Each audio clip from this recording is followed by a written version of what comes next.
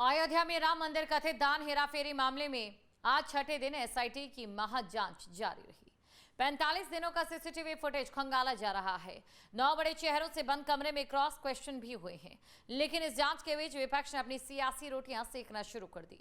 भ्रामक दुष्प्रचार के इस दौर में खुद मुख्यमंत्री योगी आदित्यनाथ ने अयोध्या की धरती से रामद्रोहियों को वो करारा जवाब दिया है, जिससे पूरे विपक्ष में सन्नाटा पसर गया है।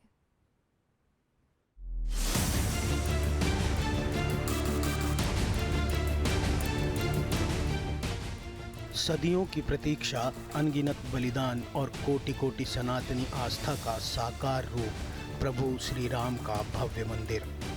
यह सिर्फ मंदिरों का ढांचा नहीं, भारत की आत्मा का पुनर्जागरण है।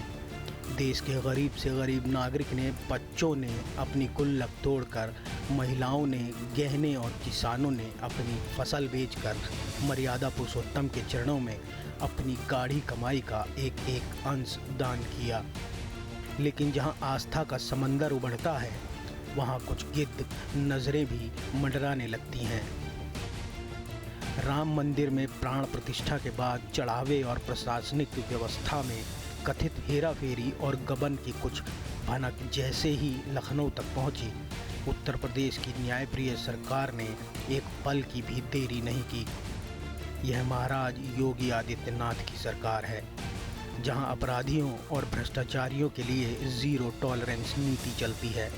मुख्यमंत्री योगी आदित्यनाथ ने तत्काल सख्त कदम उठाते हुए इस पूरे मामले की जांच के लिए स्पेशल इन्वेस्टिगेशन टीम का गठन कर दिया।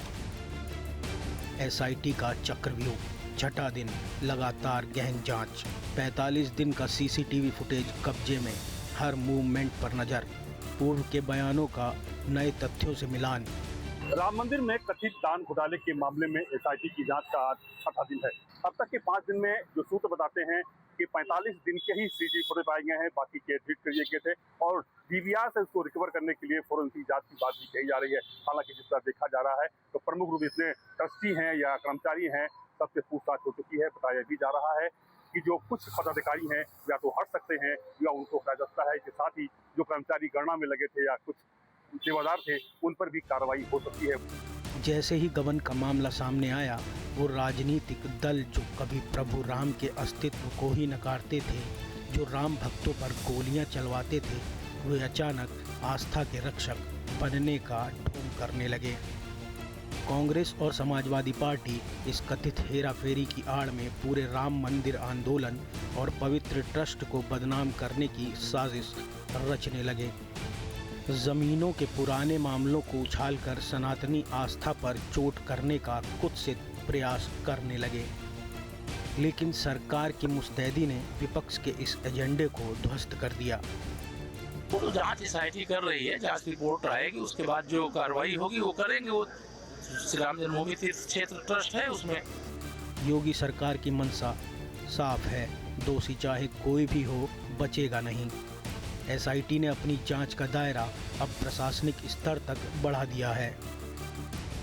बढ़ा जांच का दायरा, नियुक्तियों की जांच, प्राण प्रतिष्ठा के बाद हुई नियुक्तियों की स्क्रूटनी, दस्तावेजों की जब्ती, सुरक्षा, प्रशासनिक और वित्तीय फाइलों की जांच। 800 कर्मी, लंबे समय से तैनात कर्मियों का भी लिया जा रहा बयान। और जब खुद मुख्यमंत्री योगी आदित्यनाथ अयोध्या की पावन धरती पर उतरे, तो उन्होंने रामद्रोहियों और सियासी रोटियां सेकने वालों को ऐसा करारा जवाब दिया कि पूरा विपक्ष सन्न रह गया। सुनिए महाराज जी का वो गर्जना भरा बयान, जिसने दुष्प्रचार करने वालों के होश उड़ा दिए। जिन्हें महर्षि वाल्मीकि के नाम पर चिढ़ थी, वही अयोध्या का विरोध भी करते थे और वही अयोध्या में आज फिर जहर घोलने का काम कर रहे हैं, वही विरोध करके अयोध्या को बदनाम करने का काम कर रहे हैं। हमारी पावन अयोध्या के नाम पर जय श्री राम का नारा लगाने पर ये लाठी गोली चलाते थे।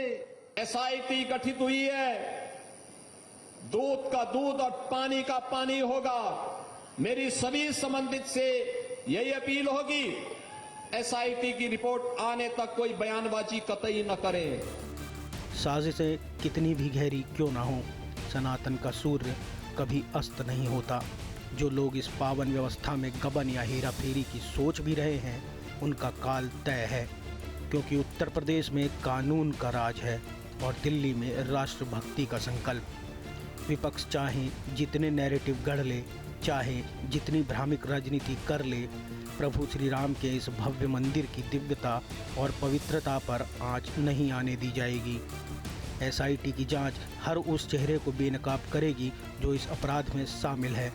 न्याय होगा, भव्यता बनी रहेगी और राम राज का ये संकल्प अविरल चलता रहेगा। Team news state.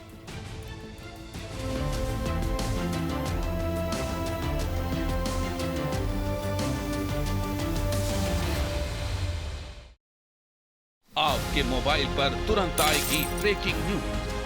स्क्रीन पर सबसे पहले दिखेगी बड़ी खबर। देश दुनिया की हर खबर एक जगह। अब आपके मोबाइल पर तुरंत फटाफट इंस्टॉल कीजिए न्यूज़ नेशन ऐप और रखिए खुद को अपडेट।